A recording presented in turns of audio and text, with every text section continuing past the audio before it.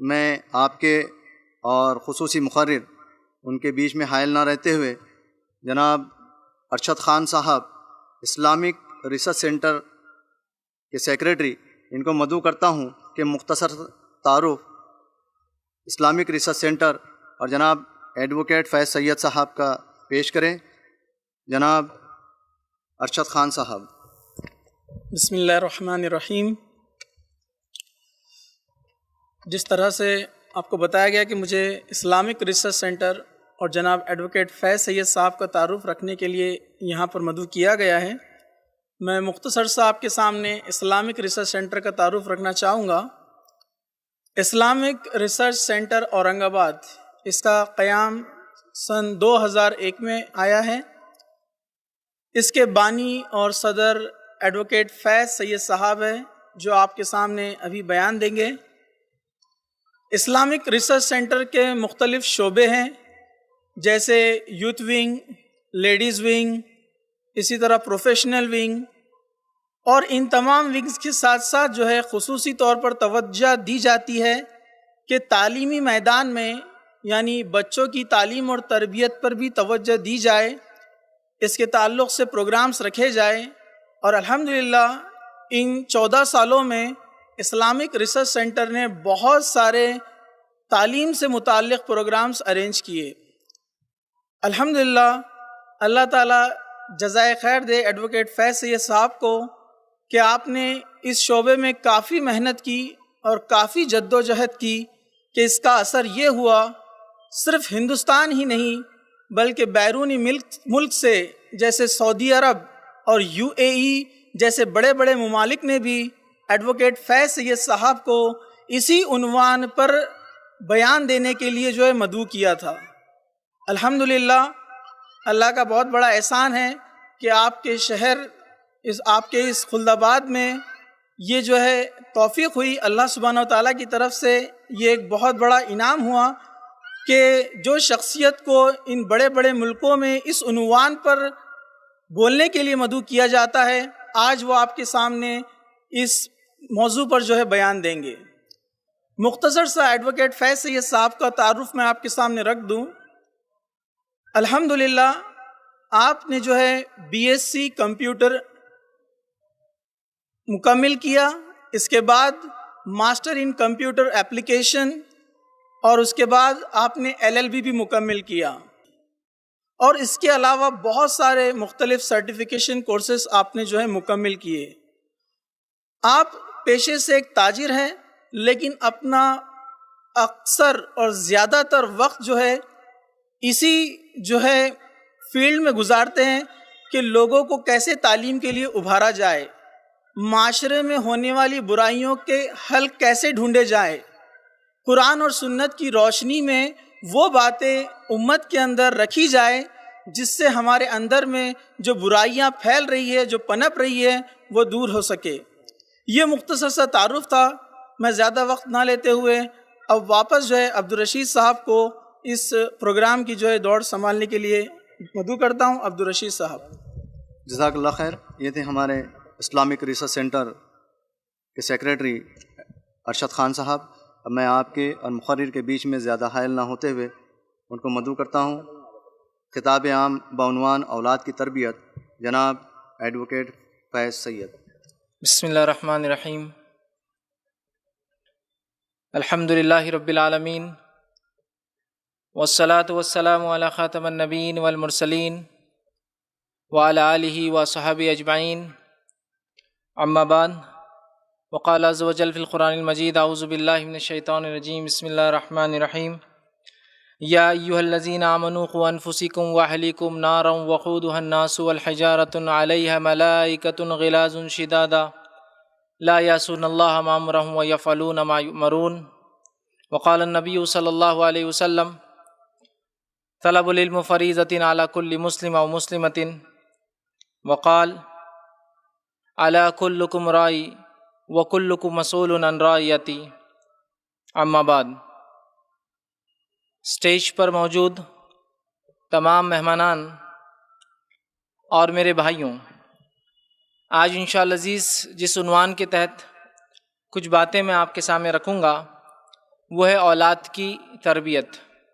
ظاہر سی بات ہے میرا عنوان ہوگا اولاد کی تربیت اسلام کے مطابق کیسی کریں، چونکہ چائلڈ ڈیولپمنٹ، اولاد کی تربیت، اس کے ایجوکیشن کے بہت سارے مرحلے ہوتے ہیں، اور میں مختلف مرحلوں پر بات کرتا ہوں، کبھی ایجوکیشن کے پوائنٹ آف ویو سے چائلڈ ڈیولپمنٹ کیسا ہو، بچے کی تعلیم تربیت کا کیا معاملہ ہو، کبھی دینی نقطہ نظر سے ہم بات کرتے ہیں۔ تو آج جو میرا اس تقریر کا عنوان ہوگا وہ دینی نقطہ نظر سے بچوں کی تعلیم تربیت یا ان کی تربیت ہم کیسے کریں، جس میں انشاءاللہ عزیز تعلیم کا مرحلہ بھی آئے گا۔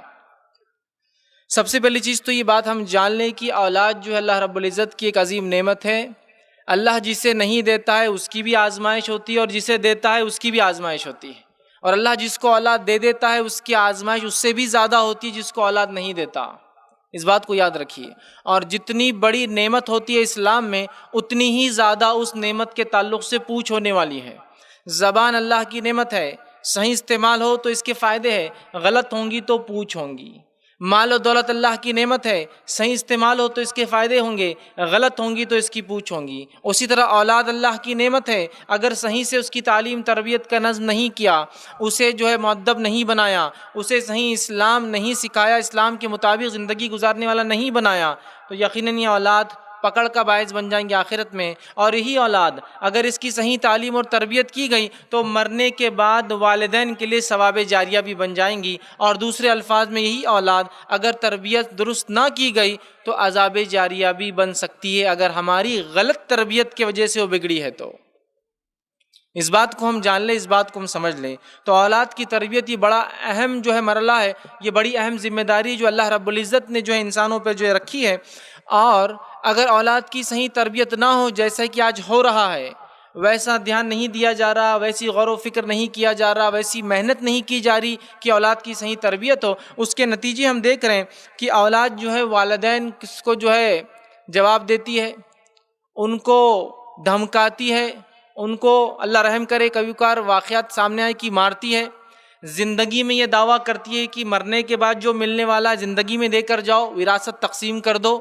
لڑکیاں جو ہے بھاگ کر نکاح کر رہی ہے، لڑکی بھگا کر نکاح کر رہے ہیں، اور حالات اس سے بد سے بدتر ہو رہے ہیں۔ ایک چھوٹا سا واقعہ سناتا ہوں کہ اولاد کی تربیت نہ کرنے کا کیا نتیجہ ہو سکتا ہے۔ کہ ایک واقعہ سہارا سمے کے اندر جو ہے چھپا تھا نیوز کے اندر، کہ ایک شخص اپنی ماں کا وظیفہ لینے ایک بینک میں جایا کرتا تھا، اور کئی زمانے سے اس کی ماں بینک نہیں آئی تھی۔ بینک کے مینیجر نے ایک مرتبہ کہا کہ بہت زمانہ ہو گیا، بوڑھے لوگوں کے انگوٹھے پر ہم پیسہ تو دے دیتے ہیں، لیکن کبھی لا کر زیارت تو کراؤ، ملاؤ تو صحیح ایک بار کی والدہ کیا معاملہ ہے۔ انگوٹھے پر تو دے دیتے ہیں ہم پیسہ، لیکن کبھی لاؤ تو صحیح۔ اس شخص نے کہا جناب اگر پیسہ دینا ہے تو دیجیے ورنہ میں نہیں لاؤں گا۔ مینیجر کو شک ہوا کیا معاملہ ہے، اتنے دن سے تو آ کر لے رہا تھا، جب بولا ماں کو لاؤ تو کہتا ہے کہ دینا ہے تو دیجیے ورنہ مت دیجیے۔ مینیجر نے پولیس کمپلین کر دی اور پولیس سے کہا کہ مجھے کوئی شک ہو رہا ہے اس نے کچھ گڑبڑ کی، اور یہ وظیفہ لے رہا تھا اپنی ماں کا غلط طریقے سے۔ پولیس اس کے گھر پر پہنچ گئی، جب گھر پر پہنچی تو پتہ چلا، معلومات جب لی گئی تو اس کو ماں کو مرے عرصہ گزر چکا تھا، لیکن وہاں کر وظیفہ برابر لے رہا تھا۔ جب تحقیق کی گئی یہ تو ٹھیک ہے ماں کو مرے عرصہ گزر چکا تھا، انگوٹھے کا نشان کہاں سے لاتا تھا؟ جس انگوٹھے کے نشان سے وہ پیسہ نکالتا تھا وہ کہاں سے لاتا تھا؟ تو پتہ چلا جب اس کی ماں کا انتقال ہوا تو اللہ رحم کرے اس نے انگوٹھا کاٹ کے رکھ لیا تھا، اور وہ لے کر وہ انگوٹھا مار دیا کرتا تھا۔ اور آپ کو بتاؤں کتنے پیسے نکالتا تھا ہر ماہ وہ اپنے مری ہوئی ماں کے کٹے ہوئے انگوٹھے سے؟ صرف 400 روپیہ۔ تو اولاد کی تعلیم بہت اہم چیز ہے، یاد رکھیے، ورنہ واقعات اس سے بھی سنگین اور اس سے بھی بدتر ہے۔ ہم اگر ان کی صحیح تعلیم تربیت نہیں کریں گے تو اس کا نقصان ہمیں دنیا اور آخرت میں بھگتنا، اس بات کو ہم سمجھ لیں اور اس کے اوپر کام کرنا شروع کر دیں کہ کیسے ان کی تعلیم تربیت کا معاملہ کرے اور کیسے ان کو اسلامی شریعت کے مطابق پروان چڑھائے۔ یہ بڑی اہم چیز ہے، یاد رکھیے، ورنہ والدین کو، بوڑھے والدین کو بچے ایسے ایسے طریقوں سے رسوا کر رہے، اپنی جوانی میں ناراض کر رہے ہیں، پریشان کر رہے، تکلیفیں دے رہے ہیں، جس کو میں بیان کروں گا تو بہرحال ہم اس کے افسوس میں ہی وقت گزار دیں گے اور اسی کو سننے میں وقت چلا جائے گا۔ تو اولاد ذمہ داری ہے، اس ذمہ داری کو مجھے اور آپ کو ادا کرنا، یاد رکھیے، ورنہ اس کا نتیجہ بہت سنگین ہے۔ اللہ رب العزت نے سورہ تحریم سورہ نمبر 66 آیت نمبر 6 میں جو میں نے خطبے میں تلاوت کی، یا ایھا الذین آمنوا قوا انفسکم واہلکم نارا، اے وہ لوگوں جو ایمان لائے اپنے آپ کو اپنے اہل و عیال کو جہنم کی آنکھ سے بچاؤ، وقودھا الناس والحجارۃ علیہا ملائکۃ غلاظ شداد، جس کا ایندھن انسان اور پتھر ہے اور جس پر ایسے سخت قسم کے فرشتے تعینات ہے، لا یعصون اللہ ما امرهم ویفعلون ما یؤمرون، وہ اپنے رب کی کسی بات کو نہیں جھٹلاتے، جو ان کا رب انہیں حکم دیتا ہے اس چیز کو کر گزرتے ہیں۔ تو میرے لیے اور آپ کے لیے فرض اور ضروری ہے اپنے ماتحت لوگوں کی بیوی اور بچوں کی ہم اصلاح کریں، ان کی تعلیم اور تربیت کا نظم کریں، یاد رکھیے، اور ان کو اسلامی تعلیم اور اسلامی تربیت کے مطابق پروان چڑھائے، یاد رکھیے، ورنہ اگر ہم نے ایسا نہ کیا تو یاد رکھیے انسان کیوں جیتا ہے۔ اگر میں سوال کروں اس انسان سے جس کی شادی ہو اگر اسے بچے ہیں، میں پوچھوں کیوں جیتے ہیں آپ، تو آپ کہیں گے بس ان کی صورت دیکھ کر جیتے ہیں، اب کوئی مقصد نہیں جینے کا۔ اور میں یہ سوال کروں اگر یہی بگڑ جائے تو پھر جینے کا فائدہ کیا ہوا آپ کے اور میرے؟ اگر ہم اپنی اولاد کی صحیح تربیت نہ کر سکے اور وہ بگڑ جائے تو پھر کیا فائدہ ہمارا رہنے کا؟ تو یہ بڑا اہم مرحلہ ہے، اس کو ہمیں بہت سوچ سمجھ کر لینا ہے۔ اور نبی اکرم صلی اللہ علیہ وسلم نے متفق علیہ صحیح بخاری اور صحیح مسلم کی روایت ہے، اس چیز کا اعلان کیا اور کہا الا کلکم رائی وکلکم مسئول عن رعیتی، خبردار ہو جاؤ، میری بات غور سے سنو، تم میں سے ہر شخص ذمہ دار ہے، اس سے اس کی ذمہ داری کی پوچھوں گی، پس امام سے، لیڈر سے، خلیفہ سے، قاضی سے، اس کے ماتحت رعایا کی پوچھوں گی، گھر کے ذمہ دار مرد سے اس کے ماتحت لوگوں کی پوچھوں گی، عورت سے اس کے شوہر کے بچوں کی پوچھوں گی، غلام سے آقا کی مال کی پوچھوں گی، خبردار ہو جاؤ، تم میں سے ہر شخص ذمہ دار ہے، اس سے اس کی ذمہ داری کی پوچھوں گی۔ اور انسانی سماج میں 4 ہی طبقے ہوتے ہیں، لیڈرشپ، گھر کا ذمہ دار، عورت اور غلام، کام کاج جو ہم کرتے ہیں، بس 4 طبقوں سے کہا تم سب ذمہ دار ہو اور تم سے تمہاری ذمہ داری کی پوچھوں گی۔ تو والدین ہونے کے ناطے، ماں باپ ہونے کے ناطے، سرپرست، اگر کسی کے والد کا انتقال ہو گیا، اگر یتیم بھی، تو سرپرست ہونے کے ناطے ہماری بہت ساری ذمہ داریاں ہیں کہ اولاد کی تربیت ہم اسلام کے مطابق کریں۔ اور صحیح بخاری کی روایت ہے، نبی اکرم صلی اللہ علیہ وسلم فرما کہا، اللہ جب کسی کو ریت ماتحت لوگ دیتا ہے اور وہ ان کی جو ہے نصیحت نہیں کر کے، تعلیم تربیت نہیں کر کے، صحیح سے نگرانی نہیں کرنے سے اگر وہ بگڑ جاتی ہے تو ایسا شخص، آپ صلی اللہ علیہ وسلم فرماتے ہیں، جنت میں نہیں جائیں گا بلکہ جنت کی خوشبو بھی نہیں سونگیں گا، حالانکہ جنت کی خوشبو بہت دور تک آتی ہوں گی۔ کون سا شخص جنت کی خوشبو بھی نہیں سونگے گا؟ جس کو اللہ ماتحت بیوی بچے دے اور ان کی صحیح تعلیم نہ کرے، تربیت نہ کرے، نصیحت نہ کرے، مؤدب نہ بنائے، جس کی وجہ سے بچے بگڑ جائے، تو روز قیامت ایسا شخص جنت میں نہیں جائیں گا۔ تو وہ اولاد اگر جنت میں جانے کی وجہ ہے تو جنت سے محرومی کی، جنت میں نہ جانے کی وجہ بھی بن سکتی ہے۔ اس بات کو ہم یاد رکھ لیں، اس بات کو ہم سمجھ لیں، یہ بڑی اہم بات ہے، یاد رکھیے۔ اور جو ہے اگر ہم اولاد کی صحیح تربیت کرتے ہیں تو اس کے فائدے بھی بڑے ہیں۔ اگر مالی کھیت پر محنت کرے تو اس باغ میں بیٹھنے میں مزہ آتا ہے، اس باغ میں پھلدار درخت لگتے ہیں، اس باغ میں خوشبودار اور پھولدار درخت لگتے ہیں۔ جس باغ پہ مالی محنت نہیں کرتا وہاں کاٹے دار جھاڑ اگتے ہیں، وہاں سانپ اور بچھو پیدا ہوتے ہیں، وہاں برائی آ جاتی ہے۔ تو اگر کوئی والدین یہ سوچے کہ میرا بچہ میرے بڑھاپے کا سہارا بنے، تو اس بچے کی بچپن میں ایسی تربیت کیجیے کہ ہاں واقعی میں وہ آپ کی بڑھاپے میں سہارا بنے، ورنہ وہ آپ کو اولڈ ایج ہوم کے سہارے چھوڑ کر آ جاتا ہے۔ پھر بوڑھا گھر جہاں لے جا کر بوڑھے ماں باپ کو، جس کو بوجھ سمجھا جا رہا ہے، لے جا کر چھوڑ دیتے ہیں کہ بھائی اب آپ کا ہو گیا، آپ نے ہم سے جو کرنا تھا کر لیا، لہٰذا اب آپ کا وقت ختم ہوا، چلے جائیے۔ ہم تو اگر ہم امید کرتے ہمارے بچے ہمارا ادب کرے، احترام کرے، ہم پر خرچ کرے، ہماری بیماری میں ہمارا علاج کرے، بڑھاپے کا سہارا بنے، تو پھر ویسی محنت کرنا ہوں گی اس مالی کو کہ اس باغ کو ایسا سجانا ہوگا کہ جب ہمارے ریٹائرمنٹ کا وقت آئے تو یہ بچے ہمارا خیال کرنے لگے۔ وہ تبھی ہو سکتا ہے جب ان کا خیال رکھے، صحیح سے اسلامی تعلیم اور تربیت انہیں دے، یاد رکھیے۔ اور تعلیم تربیت کے، بچوں کی اولاد کی صحیح تربیت کے فائدے کیا ہوتے ہیں؟ والدین اگر بچوں کی صحیح تربیت کرتے ہیں تو اس کے بڑے فائدے ہیں، یاد رکھیے، اور اس کا اجر و ثواب جو ہے والدین کی نیکیوں کا بچوں کو بھی ملتا ہے، یاد رکھیے۔ اگر آپ ایک بچے کی صحیح تربیت کرتے ہیں اور آپ دنیا سے چلے جاتے ہیں، نبی اکرم صلی اللہ علیہ وسلم فرمایا 3 چیزیں ایسی ہیں جو مرنے کے بعد بھی انسان کو اس کا اجر و ثواب ملتا ہے۔ ابو داؤد کی روایت ہے، صحیح مسلم میں بھی حدیث آتی ہے۔ تو اس میں سے ایک بات بتائی اور فرمایا اولد صالح یدعو لہ، نیک اولاد جو والدین کے مرنے کے بعد دعا کرے ان کے لیے۔ ایک روایت میں یوں فرمایا کہا کہ جنت میں ایک والد کا درجہ بلند کر دیا جاتا ہے، یہ ابن ماجہ کی روایت ہے۔ جنت میں ایک والد کا درجہ بلند کر دیا جاتا ہے، وہ کہتا ہے اللہ میرا درجہ کیوں بلند کیا گیا، میرا نام عمل تو بند ہو چکا ہے۔ تو تب اللہ رب العزت اپنے فرشتوں کے ذریعے اسے بتاتا ہے اور کہتا ہے یہ تیرا ایک نیک بیٹا ہے جو تیرے لیے دعا کرتا ہے، اس کے وجہ سے تیرے درجے یہاں بلند ہوتے جا رہے ہیں۔ تو بچوں کی صحیح تربیت کرنے کے دنیاوی فائدے، بچوں کی صحیح تربیت کرنے کے اخروی مرنے کے بعد آخر کے فائدے، اس کے بہت سارے فائدے ہیں، اور اگر ان کی تربیت صحیح سے نہ ہوئی تو اس کے ویسے ہی جو ہے نقصان بھی ہوتے ہیں۔ اب آئیے، اولاد کی تربیت کہاں سے شروع ہوتی ہے؟ میں ایک سائیکل کی شکل میں رکھوں گا، ایک دائرہ بناؤں گا جس کی شروعات اور خاتمہ ایک ہی جگہ پہ آ کر ہو جائیں گا۔ شروعات مجھ سے ہوں گی کہ میں کہاں سے اولاد کی تربیت کے بارے میں فکر کروں، اور وہاں تک ہم جائیں گے جہاں تک لے جا کے بچوں کو چھوڑ دینا ہے، اور وہ وہی مرحلہ ہوگا جہاں سے میں نے شروعات کی تھی۔ تو ایک سائیکل دیکھیں گے ہم جس کی شروعات نکاح سے ہوں گی اور نکاح پہ ختم ہوں گی انشاءاللہ۔ اب آپ کہیں گے اولاد کی تربیت کو عنوان اور بات نکاح کی ہو رہی ہے، ہاں اسی لیے اس کی شروعات یہیں سے ہوں گی، اولاد کی تربیت کی۔ تو پہلا نقطہ، پہلا پوائنٹ جو آپ کو ذہن میں رکھنا ہے، اولاد کی تربیت کہاں سے شروع ہوتی ہے؟ بہت سارے لوگ بچے کے پیدا ہونے کے بعد لوگوں سے پوچھتے ہیں مولوی صاحب بچے کی کیسی اصلاح کریں، اسکول میں جانے سے پہلے پوچھتے ماسٹر صاحب بچے کی اصلاح کیسے کریں، ہے نا، یا عالم دین کے پاس جا کے پوچھتے میرا بچہ 4-5 سال کا ہو گیا کیا کروں؟ تو یاد رکھیے جو لوگ 4-5 سال میں سوچتے ہیں نا، بہت دیر کر چکے تھے۔ ایک واقعہ سناتا ہوں، ایک عالم دین کے پاس ایک شخص ہے اور کہا شیخ، استاد میرے بڑے، میں آپ سے سوال کرتا ہوں، میرا بچہ 4-5 سال کا ہو گیا، میں بڑا فکر کر رہا ہوں اس کے تعلق سے، بلکہ اس نے یہ کہا کہ میں بڑا فکر مند ہوں اپنی اولاد کی تربیت کے تعلق سے۔ تو شیخ نے کہا کیا تیری شادی ہو گئی؟ تو کہا شیخ شادی ہوگی، بچہ ہو گیا۔ تو کہا اب تو بہت لیٹ کر دیا تو نے، اس لیے کہ اولاد کی تربیت کا مرحلہ اس کے ماں کے انتخاب سے شروع ہوتا ہے، سلیکشن آف مدر سے شروع ہوتا ہے۔ تو اولاد کی تربیت میں سب سے پہلا پوائنٹ میرا جو آج ہوگا وہ یہ ہوگا کہ اس کے لیے صحیح ماں کا انتخاب کیا جائے، یہ فرسٹ پوائنٹ ہے، اور یہیں سے اولاد کی تربیت شروع ہوتی ہے۔ اس لیے میں نے کہا نکاح سے نکاح تک میرا عنوان چلیں گا آج، کیونکہ پھر لے جا کے اولاد کی بھی نکاح تک ہم کو چھوڑنا ہے، نکاح سے نکاح۔ تو سب سے پہلے اولاد کی تربیت میں جو مجھے اور آپ کو کام کرنا ہے اس کے لیے صحیح ماں کا انتخاب کرنا ہے۔ اب ہماری بہنیں سوچ رہی ہوں گی ہمارے لیے کیا ہے؟ تو ظاہر سی بات ہے جب ایک لڑکا نکاح کرے گا ایک دیندار لڑکی سے تو آٹومیٹکلی لڑکی دیندار ہے تو لڑکا دیندار ہوگا تبھی تو سلیکشن کرے گا۔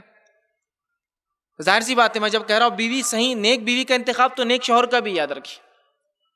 تو نیک بیوی کے انتخاب سے اولاد کی تربیت شروع ہوتی ہے۔ اب آپ بیوی کا انتخاب پیسوں کی بنیاد پر، جہیز کی بنیاد پر، خاندان کی بنیاد پر کریں گے جس میں دینداری شامل نہ ہو۔ اگر دینداری کے ساتھ مالداری، دینداری کے ساتھ خاندان، دینداری کے ساتھ سب کچھ ہو تو بہت اچھی بات ہے، لیکن دینداری غائب، مالداری اور فلاں چیزیں دیکھی جا رہی ہے تو پھر نتیجہ یہ ہوتا ہے وہ بچے کی تربیت آپ دینی لحاظ ماحول میں کر ہی نہیں سکتے جس کی ماں کا سلیکشن آپ نے دینی بنیاد پر نہیں کیا۔ تو پہلا پوائنٹ جہاں سے بچے کی تربیت شروع ہوتی ہے وہ ماں کا انتخاب سلیکشن آف وائف سے ہوتا ہے، سلیکشن آف رائٹ مدر ہوتا ہے کہ بچے کے لیے صحیح ماں کا انتخاب کیا جائے۔ یاد رکھیے یہ سب سے اہم نقطہ، سب سے اہم مرحلہ ہے، اور نبی اکرم صلی اللہ علیہ وسلم نے حدیث میں نیک بیوی کے تعلق سے فرما رکھا الدنیا کلھا متاع وخیر متاع الدنیا المرأۃ الصالحہ، دنیا متاع ہے، جمع کرنے کی چیز ہے، اور اس میں سب سے بہترین چیز اگر کسی نے جمع کی تو المرأۃ الصالحہ، نیک عورت ہے، نیک بیوی ہے۔ اس سے بہترین سامان کسی کو نہیں ملا جمع کرنے کا، ہے نا۔ تو سب سے پہلے اولاد کی تربیت کے لیے اگر آپ فکر مند ہے اور یہ فکر کا نتیجہ آپ یہاں جمع ہوئے، اب ایک بات یہ بھی آ سکتی ہے بھائی جن کی شادی نہیں ہوئی وہ کیا کریں؟ تو آپ ہی سے تو مرحلہ چالو ہو رہا ہے۔ اولاد کی فکر اس کی پیدائش سے پہلے چالو ہوتی ہے، جس کو میں عام زبان میں کہتا ہوں گاڑی لینے سے پہلے چلانا سیکھنا چاہیے۔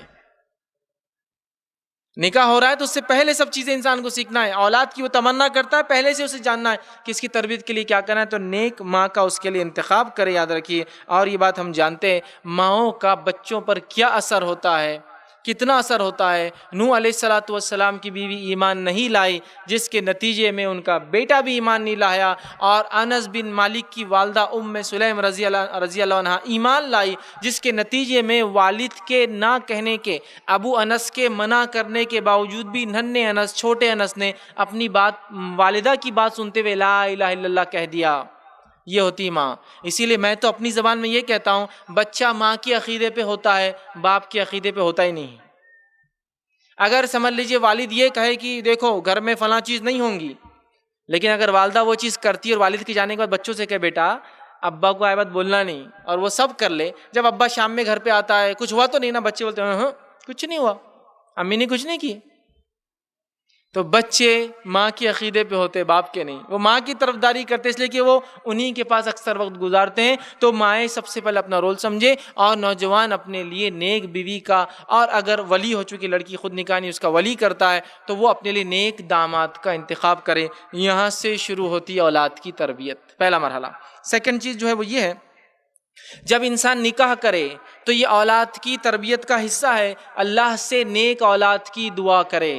ہمارے پاس جب کسی کا نکاح ہو جاتا ہے تو جو کچھ کہا جاتا ہے وہ صرف یہ ہوتا ہے، اللہ تم کو چاند جیسا بیٹا دے۔ بیٹی تو ہونا ہی نہیں ہم کو، اور بیٹا بھی ہونا تو چاند جیسا ہونا، سادہ سیدھا بھی نہیں چاہیے، یہ بس زیادہ سے زیادہ ہے۔ جبکہ یہ اولاد کی تربیت کا پارٹ اور حصہ ہے۔ انبیاء علیہ السلام نے تک اولاد کی نعمت اللہ سے مانگی جن کو نہیں تھی۔ ابراہیم علیہ السلام کا واقعہ اٹھا کے لے لیجئے، اسی طرح زکریا علیہ السلام کا واقعہ اٹھا کے لے لیجئے، اسی طرح اسماعیل علیہ السلام جن کو اللہ نے اولاد دی، اپنی اولاد کے نیک اور صالح اور دیندار اور نمازی اور زکاتی ہونے کے لیے آپ دعائیں کرتے تھے۔ تو یہ بڑا اہم مرحلہ ہے، ہم لوگ بھول جاتے، شادی کر لی بس ختم۔ ہمیں چاہیے کہ نکاح کے بعد جب ہم امید کرتے ہیں اولاد کی، خوب دعائیں کیا کرے اللہ سے، اے اللہ مجھے نیک اولاد عطا فرما، لڑکا ہو لڑکی ہو، صحت مند ہو معذور ہو کالا ہو گورا ہو کچھ بھی ہو، بس نیک ہو، سب سے بنیادی چیز۔ اور ہمارے پاس دعا چاند جیسا ہو۔ اور میں تو کبھی کبھار کہتا ہوں اگر واقعی میں اللہ نے چاند جیسا دے دیا اتنا چمکدار، تو کون دیکھیں گا اس کا منہ؟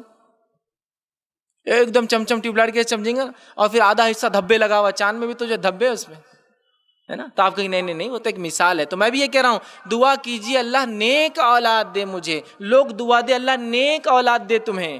ابراہیم علیہ السلام کی دعا سورہ صافات سورہ نمبر 37 آیت نمبر 100 میں اللہ نے دوہرا کہا رب ہب لی من الصالحین، اے اللہ مجھے نیک اولاد عطا فرما، دعا کی۔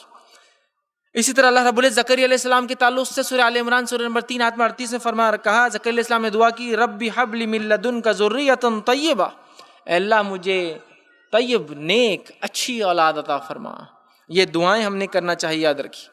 آج ہم یہ دعائیں نہیں کرتے، یاد رکھی۔ تو والدین کو چاہیے تڑپ اور شدت کے ساتھ نیک اولاد کی دعا کرے۔ دوسرا سٹیج، تیسرا مرحلہ، تیسرا پوائنٹ اولاد کی تربیت میں وہ یہ ہے جب اولاد پیدا ہو جائے تو اس کا اسلامی طریقے سے ویلکم استقبال کیا جائے۔ آج اولاد کی پیدائش پر اس کا اسلامی ویلکم ہم نہیں کرتے، استقبال نہیں کرتے، اور ایسے عجیب اور غریب رسومات ہم نے بنا دیے جو سنت سے ثابت نہیں ہیں، اور جو سنت سے ثابت رسم ہے، جو طریقہ ہے اولاد کی ویلکم کا، وہ ہے ساتواں، جس کو عقیقہ کہتے ہیں، وہ ہم نہیں کرتے ہیں۔ عقیقے سے ایک دن پہلے چھٹی اور اس کے بعد 40ویں دن 40واں چلا کرتے ہیں، لیکن ساتواں جو ثابت ہے، آپ صلی اللہ علیہ وسلم نے فرمایا بچہ عقیقے کے بدلے رہن ہوتا ہے، رہن گروی ہوتا ہے، لہٰذا لڑکے کے لیے 2 جانور اور لڑکی کے لیے 1 جانور ذبح کرو۔ تو یہاں رہن کہا، اس کا استقبال کیجئے اسلامی طریقے سے، اور اسلامی ویلکم کرنے کا طریقہ ادب بتاؤں میں آپ کو۔ سب سے پہلے 7ویں دن اس کا عقیقہ کیا جائے، سر کے بال صاف کیے جائے، اس کا اچھا سا نام رکھا جائے، اور اس سر کے بالوں کے وزن کے برابر سونا چاندی، آج کے زمانے میں اس کا ایکویلنٹ منی پیسہ تقسیم کیا جائے۔ اور صحابہ سے ایک عمل ملتا تھا بچے کے استقبال میں، وہ سر کے بال نکالنے کے بعد دودھ میں زعفران ڈال کر اس کو سر پر لگایا کرتے تھے۔ یہ کام آپ کو اور ہم کو کرنا ہے۔ عقیقہ 7ویں دن، نام رکھنا ہے 7ویں دن، سر کے بال نکالنا ہے 7ویں دن، یہ عمل کرنا، اور بالوں کے وزن کے برابر سونا چاندی یا رقم تقسیم کرنا ہے۔ یہ 4 سنت سے اور ایک صحابہ سے عمل ملتا ہے۔ سر کے بال نکالنے کے بعد دودھ میں زعفران ملا کر لگاتے تھے۔ کیا ایسا استقبال بچے کا آج ہوتا ہے ہمارے؟ اس کا بہت بڑا اثر بچے پر ہوتا ہے، یاد رکھیے۔ اس کی اسلامی تعلیم اور تربیت میں ضروری ہے کہ اس کا استقبال اسلامی طریقے سے کیا جائے۔ آج ہم اسلامی طریقے سے استقبال نہیں کرتے بچوں کا۔ یقیناً پیدائش کے بعد کان میں اذان وغیرہ وہ سب چیزیں، لیکن رسومات کے اعتبار سے چونکہ اذان وہ سب دیتے اس لیے میں نے بات نہیں رکھی۔ رسومات جو چیز کرنا ہے وہ یہ ہے سنت، تو ہم لوگ چھٹی کر رہے ہیں اور پتہ نہیں کیا کیا کر رہے ہیں، لیکن جو ہے وہ یہ ہے ثابت، یہ کرنا ہے 7واں۔ اس کا بڑا اثر ہوتا ہے، یاد رکھیے۔ آج معاملہ عقیقے کا تو پتہ نہیں زندگی میں کبھی بھی کر رہے ہیں، حالانکہ استطاعت طاقت سب کچھ ہے پھر بھی نہیں کرتے۔ نہیں زیادہ لوگوں کو دعوت دیں گے، 2-4 بچے پیدا ہو جائیں گے تو ایک ساتھ دعوت کریں گے، کیا ہے یہ رہن ہے؟ حدیث میں الفاظ ہے جلدی سے جلدی آپ اپنے رہن کو چھڑاتے ہیں نا، تو رہن کہا جا رہا ہے۔ نام رکھیے اچھا سا 7ویں دن اس کا، 7ویں دن سے پہلے بھی آپ نام رکھ سکتے ہیں، لیکن 7واں دن اینڈ ہے، الٹیمیٹ ہے کہ رکھ دیا جائے۔ لیکن ہمارے پاس تو نام طے نہیں ہوتا، حالانکہ جب انسان عورت حمل سے ہوتی ہے، ایک خاتون، تو اسے پتہ ہے لڑکا ہے لڑکی دونوں میں سے 2 ہی نام چوز کرنا ہے، سلیکٹ کرنا ہے۔ بچہ پیدا ہو گیا، 7 دن نہیں 70 دن گزر گئے، کوئی بول رہا چنو، کوئی بول رہا منو، کوئی بول رہا للو، نام ہی نہیں اس کا۔ نہیں ابھی وہ ہے نانی بول رہے للو، اب دادا بول رہے چنو، دادی بول رہے فلاں، ماموں بول رہے فلاں، اور اسکول میں جا رہا تو جب سوچ کے جانا پڑا اب کیا بولیں گے اسکول میں جا کے، ایک نام، اتنے نام ہے اس کے، ایک اچھا سا نام. نبی اکرم صلی اللہ علیہ وسلم کو ایک رات اولاد پیدا ہوئی اور جبرائیل علیہ السلام آ کر کہا اے ابو ابراہیم، تو آپ نے پہلے سے نام طے کر لیا تھا اپنے بیٹے کا ابراہیم، تو پہلے سے کر سکتے لیکن الٹیمیٹ 7ویں دن تک کرنا ہے. 7واں دن چلا گیا، کہاں کر رہے تو اسلامی نام، اور نام کیسے رکھنا ہے؟ آپ صلی اللہ علیہ وسلم فرمایا اللہ کو سب سے محبوب نام کون سے ہے؟ جو اللہ کے خود کے ہے، عبد الرحمن ہے، عبداللہ ہے، اور دیگر اللہ کے نام، اور انبیاء علیہ الصلاۃ والسلام کے نام. اب یہ بھی ہم سے نہیں ہوتا ہے، نام کے سلیکشن میں بھی ہم جو ہے کیسی چوائس رکھ رہے ہیں، آپ بہرحال بہتر جانتے ہیں. کوئی اگر انسان اپنے بچے کے نام سلمان رکھے تو بہت اچھی بات ہے، لیکن وہ سلمان فارسی کے لیے ہو تو بہت اچھی بات ہے. نیت اثر رکھتی ہے، بچے پہ اس جذبات کا اثر پڑتا ہے کہ کس جذبے سے اس کے والدین نے اس کا نام رکھا. سمجھ رہے آپ بات کو؟ یہ بڑی اہم چیز ہے. تو 7ویں دن عقیقہ کیجئے، نام رکھیے، بال نکلوائیے، بالوں کے وزن کے برابر جو ہے روپیہ تقسیم کیجئے، سونا چاندی روپیہ تقسیم کیجئے اور اس کے سر پر جو ہے کیجئے. یہ اس کے استقبال کا طریقہ ہے. یہ تیسرا مرحلہ تھا. چوتھی چیز جو اس کے مرحلے تربیت میں ہے وہ یہ ہے رضاعت، دودھ پلانا. اس کو معمولی مت سمجھیے. عمرو بن عاص رضی اللہ عنہ کے تعلق سے آتا ہے کہ ایک مرتبہ اپنی بیوی سے فرمانے لگے جو ان کے بچے کو دودھ پلا رہی تھی، اور کہا کہ تم اپنے بچے کو دودھ اس طرح مت پلاؤ جس طرح سے جانور دودھ پلاتے ہیں، بلکہ تم اپنے بچے کو اس طرح سے دودھ پلاؤ، محبت سے، شفقت سے، ایثار سے، نرمی سے، ہمدردی سے، اس نیت سے پلاؤ کہ تیرے اس دودھ سے اللہ کی ایک مخلوق پرورش پا رہی ہے، یہ بچہ بڑا ہو کر اللہ کی توحید پر چلیں گا، اس کے دین کے کلمے کو بلند کریں گا. تو اس نیت کے ساتھ تم دودھ پلاؤ کہ ایک اللہ کی مخلوق تجھ پر جو ہے پرورش پا رہی ہے.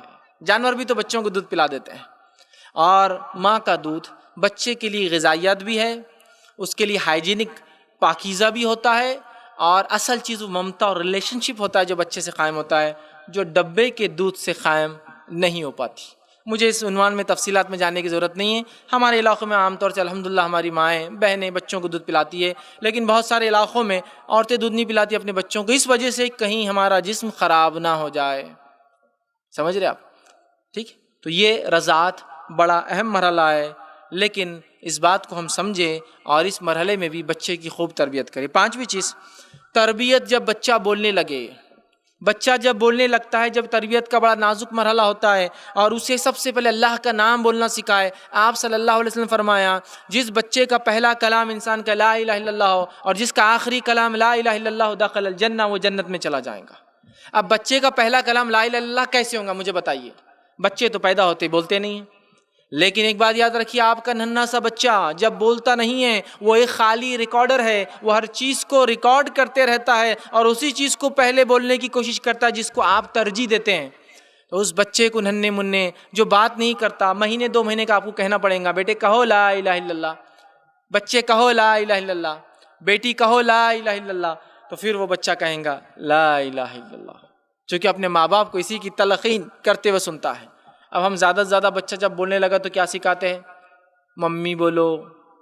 بولنا چاہیے، ممی تو بولیں گا ہی نا بعد میں بھی، وہ کیسے نہیں بولیں گا اپنی ماں کو، لیکن اصل ہے لا الہ الا اللہ بعد میں بولا تو فائدہ نہیں ہوگا. اصل یہ ہے کہ شروعات اس کی ہو جائے اللہ کے کلام سے، اس کے لیے محنت کرنا پڑیں گی.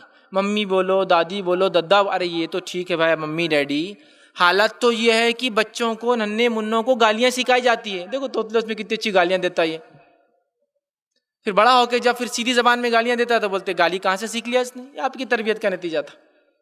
دیکھو معصوم زبان میں کتے کیسا بولتا دیکھو، اور وہ بولا توتے، اور وہ کتنے معصوم زبان میں کو بول رہا ہے. جب حقیقی زبان میں بولتا ہے تو پھر ہوا نکل جاتی ہے لوگوں کے سامنے، ارے نہیں وہ ذرا ہوگا کسی سن کے آ گیا ہوں گا. تربیت تو لا الہ الا اللہ کہو بچے، لا الہ الا اللہ کہو بیٹی، لا الہ الا اللہ کہو. تو وہ بچہ جو سن رہا ہے ابھی بولتا نہیں ہے، جب بولے گا انشاءاللہ تو پہلے کلام اس کے لا الہ الا اللہ ہوں گے. اچھی اچھی باتیں سکھائیے، اچھے اچھے کلام سکھائیے، اچھی اچھی دعائیں سکھائیے جب وہ بولنے لگتا ہے اور بڑھتا ہے. چھٹی چیز بچے کی تربیت کے مرحلے میں وہ یہ، اولاد کے بیچ میں عدل کیجیے، انصاف کیجیے. اولاد کے بیچ میں عدل اور انصاف کیجیے، اس لیے کہ اکثر اولاد کی بگڑنے کی ایک اہم وجہ ہمارے سماج میں وہ یہ ہے، اولاد میں ہم تفریق کرتے ہیں، فرق کرتے ہیں، لڑکا اور لڑکی میں فرق کرتے ہیں، لڑکے اور لڑکے میں بھی رنگ کے اعتبار سے فرق کرتے ہیں. بتانے کی ضرورت نہیں، میں سمجھتا ہوں.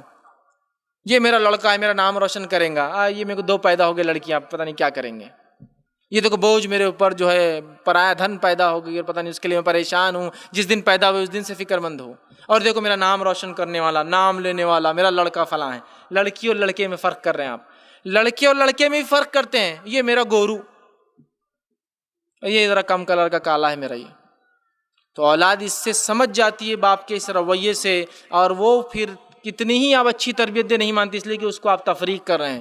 نبی اکرم صلی اللہ علیہ وسلم کے سامنے ایک والد نے اپنے بیٹے کو گود میں اٹھایا، ایک صحابی نے، اور چوم کے بٹھا لیا، اور اس کی بیٹی وہاں سے آئی، اس سے نہیں کیا تو اللہ کے رسول صلی اللہ علیہ وسلم نے فرمایا اس کے ساتھ بھی وہی کر جو تو نے تیرے بیٹے کے ساتھ کیا ہے۔ بیٹی کے ساتھ کیوں الگ سلوک؟ جب تم نے اسے بیٹے کو چوما، گود میں بٹھایا، تو بیٹی کو بھی چومتے اور گود میں بٹھاتے۔ نعمان بن بشیر رضی اللہ عنہ کے والد نے ایک بار سوچا کہ نعمان کو میں ایک غلام تحفے میں دیتا ہوں، تو اس زمانے میں غلام خریدے بیچے جاتے تھے۔ نعمان کی جو ہے والدہ بہت ہوشیار عورت تھی، انہوں نے کہا اللہ کے رسول کو گواہ بنا لو اس مسئلے پر، تو تم تحفے میں دے دو۔ اللہ کے رسول صلی اللہ علیہ وسلم کے بعد بشیر گئے رضی اللہ عنہ اور کہا اللہ کے رسول میں نعمان میرے بیٹے کو ایک غلام دینا چاہ رہا ہوں، تو میری بیوی نے کہا آپ سے رجوع کرو، تو آپ نے فرمایا کیا تمہیں کیا ایک ہی اولاد ہے؟ نعمان تو کہا نہیں اور بھی ہے، تو کیا تم سب کو دے رہے ہو؟ تو کہا نہیں میں صرف نعمان کو دے رہا ہوں، تو کہا میں ظلم کے معاملے پر گواہ نہیں بنتا، تم اگر سب اولاد کو دیتے تو میں بن جاتا۔ تو اس سے پتہ چلا آپ صلی اللہ علیہ وسلم نے اولاد میں انصاف کا حکم دیا۔ آج بہت سی بار لڑکا لڑکی میں انصاف نہیں کرتے، لڑکے لڑکے میں رنگ کے اور تعلیم کی بنیاد پہ فرق کرتے، انصاف کیجئے، یہ بڑی اہم چیز ہے۔ 7ویں چیز، جب بچہ بڑا ہونے لگے اسے اسلامی عقیدہ سکھائے، اسلامی عقیدہ سکھائے، یہ بڑی اہم چیز ہے۔ اللہ پر توکل سکھائے، اس کا ایک ہونا بتائے، اور اس پر بھروسہ کیسے کیا جائے بتائے، تقدیر پر ایمان کیسا ہوتا سکھائے۔ آئیے ایک نصیحت جو اللہ کے رسول صلی اللہ علیہ وسلم نے عبداللہ بن عباس رضی اللہ عنہما کو کی تھی، وہ بات میں آپ کے سامنے رکھتا ہوں۔ یہ جامع ترمذی اور مسند احمد دونوں حدیثوں کو ملا لے تو اللہ کے رسول نے عبداللہ بن عباس رضی اللہ عنہما جو چھوٹے تھے آپ کے ساتھ ایک مرتبہ اونٹ پر سواری کر رہے تھے، 10 باتوں کی تربیت دی اور تعلیم دی۔ آئیے پہلا فرمان کا عبداللہ بن عباس ہی فرماتے اللہ کے رسول کے ساتھ میں بیٹھا سواری پر، اور آپ نے مجھ سے کہا اور فرمایا اے پیارے بچے، اے پیارے بچے، تم اللہ کے احکام کی حفاظت کرو وہ تمہاری حفاظت کریں گا۔ تم اللہ کے احکام کی حفاظت کرو جو حکم اس نے دیا ہے، روزے نماز زکوٰۃ اور تمام چیزیں، اللہ تمہاری حفاظت کریں گا۔ دوسرا، تم اللہ کے احکام کی حفاظت کرو، تم اسے مشکل میں اپنے سامنے پاؤ گے، اس کی مدد تمہارے سامنے حاضر رہیں گی۔ تیسرا فرمایا جب تم کوئی سوال کرو اے بچے تو اللہ سے کرنا، جب جو ہے مدد طلب کرو اللہ سے کرنا۔ یاد رکھو ساری دنیا بھی اگر تمہارے خلاف جمع ہو جائے کہ تمہیں نقصان پہنچا سکے، نہیں پہنچا سکتی سوائے وہ جو اللہ چاہے، اور پوری دنیا بھی جمع ہو جائے کہ تمہیں فائدہ پہنچائے، نہیں پہنچا سکتی سوائے وہ جو اللہ نے لکھ رکھا ہے۔ پھر فرمایا خوشحالی میں اسے یاد رکھو، وہ تنگ دستی میں تمہیں یاد رکھیں گا۔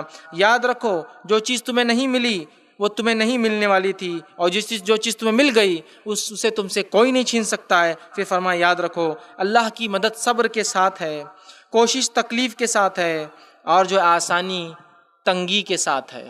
کتنے پیارے پیارے احکام سنائے بچے کو، اور وہ کہتے ہیں کہ اللہ کے رسول صلی اللہ علیہ وسلم نے بات کہی میں اس کو سمجھ گیا۔ ایک روایت میں آپ نے یہ الفاظ بھی کہے کہ اے عبداللہ جب تمہیں نمک بھی مانگنا ہو تو اللہ سے مانگنا، جوتے کا لیس تسمہ بھی مانگنا ہو تو اللہ سے مانگنا۔ بچے کو توکل اور اللہ سے مانگنا سکھایا جا رہا ہے، عقیدے کی تعلیم۔ اسی طرح 8ویں چیز، بچے کی تربیت میں ماں کا کردار، یہ بڑا اہم ہے، یاد رکھیے ماں کا کردار، اس لیے کہ ماں ہی اصل اس کا مدرسہ ہے۔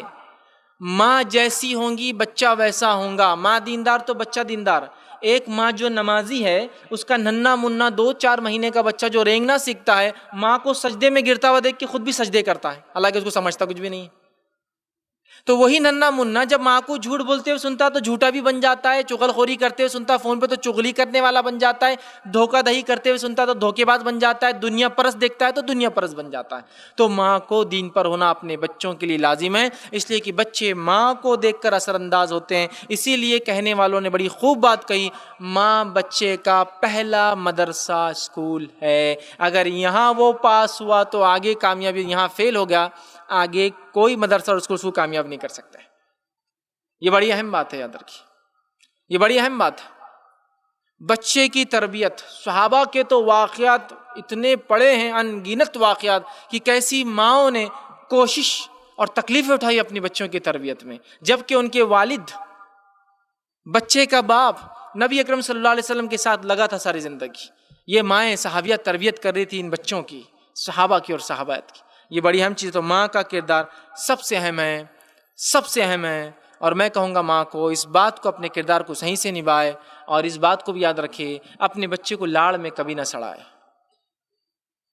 بچے سے محبت الفت کرنا ضروری ہے، لیکن اتنی نہ کرے کہ وہ خراب ہو جائے، اس کی زندگی بگڑ جائے. جس کو میں عام زبان میں کہتا ہوں، اسے سونے کا نوالا کھلاؤ، لیکن کڑوی نظر سے دیکھو اس کی ہر چیز کو، کڑی نظر رکھو اس کے اوپر ہر چیز پر، تاکہ اس کی تعلیم و تربیت تو صحیح سے یاد رکھیے. ورنہ اگر ماں بگڑ جائے تو نوح علیہ السلام کی بیوی مثال ہے کہ ان کا بیٹا ایمان نہ لایا، اور ماں سدھر جائے تو انس بن مالک مثال ہے کہ ایمان لا اپنے والد کے نہ کہنے کے باوجود بھی. تو ماں کی تربیت بڑی اہم چیز ہے، یاد رکھیے، بڑی اہم چیز ہے اور بڑا اہم مرحلہ ہے.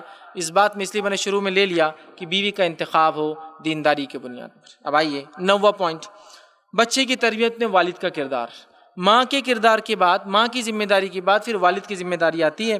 اور والد کی ذمہ داری اور اس میں استاد کی ذمہ داری، اسکول کی ذمہ داری بھی ہم ڈال سکتے ہیں، لیکن یہ سیکنڈری ہے. والدہ کی تربیت کے بعد والا مرحلہ، یہ بات یاد رکھیے،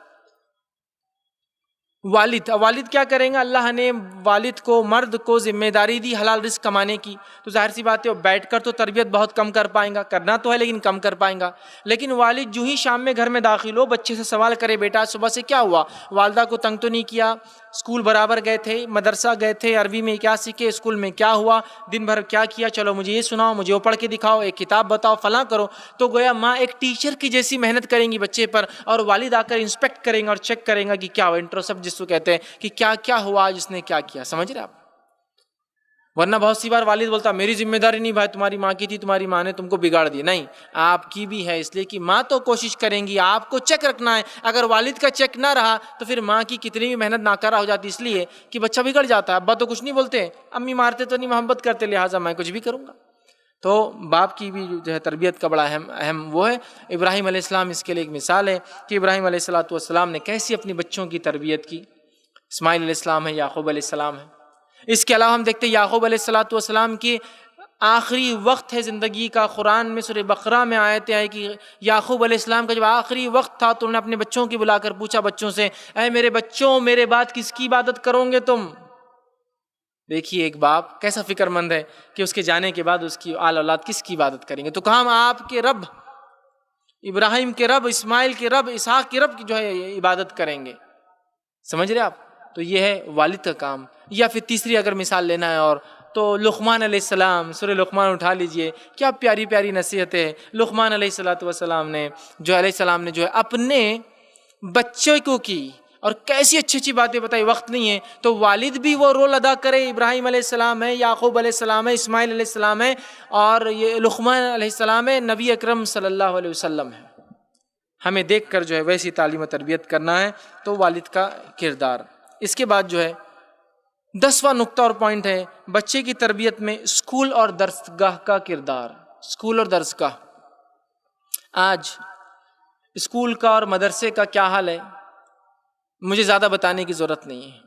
تعلیم کے اندر بھی مسلمان پیچھے نظر آ رہے جس کو عصری تعلیم کہتے ہیں. اور دینی تعلیم کا کیا حال ہے مجھے تو بتانے کی ضرورت ہی نہیں ہے آپ کو، کہ اگر کسی سے نبی اکرم صلی اللہ علیہ وسلم کے تعلق سے کچھ سوال کر لی جائے چند تو جواب نہیں دے پاتا ہے. قرآن میں کتنے سورے پوچھ لیے تو وہ کہتا ہم کو ذلیل کرنے کے لیے سوال کیا گیا ہے کیا. سمجھ رہے آپ؟ تو بنیادی چیزیں نہیں پتہ ہے. تو ہمیں یاد رکھیے اپنے بچوں کو تعلیم و تربیت کے مرحلے میں اسکول اور مدرسے کی تعلیم بڑی اہم ہے. اس لیے کہ ماں کی تعلیم، پھر گھر اور والد اور گھر کی تعلیم کے بعد اسکول کی تعلیم تیسرا سٹیج ہے. 3 تعلیم کے مرحلے. پہلا تعلیم کا مرحلہ ماں، دوسرا تعلیم کا مرحلہ والد اور گھر کے دوسرے رشتہ دار، دادا دادی نانا نانی جن کے ساتھ رہتا ہے، اور تیسرا ہے اسکول یا مدرسہ. آج اسکول اور مدرسوں میں کیا ہم اپنے بچوں کو بھیج رہے ہیں؟ اگر تھوڑے بہت لوگ بھیج بھی رہے تو اسکول کو بھیج رہے ہیں. مدرسوں کا تو حال بہت ہی عجیب ہے. وہاں تو ہم کو فکر ہی نہیں ہے، جو کچھ فکر ہے تھوڑی بہت اسکول کی ہے، کون سے اسکول میں جائیں گا، اسٹیٹ بورڈ میں جائیں گا، CBSE میں جائیں گا، انگلش جائیں گا، اردو جائیں گا. لیکن مدرسے کا تو کوئی پرسان حال ہی نہیں ہے. جاتا ہے تو جا، نہیں جاتا ہے تو کوئی مسئلہ نہیں. جب بچہ بڑا ہو جاتا ہے اور لوگ پوچھتے ہیں تمہارے بچے کو ناظر قرآن بھی نہیں آتا، تب ہم بولتے رہے ہم تو پڑھانا ہی بھول گئے، اس کو ہم نے انگلش میں ڈال دیے تھے، ٹائم ہی نہیں ملا، اب بڑا ہو گیا، اب سیکھتا نہیں ہے، فلاں.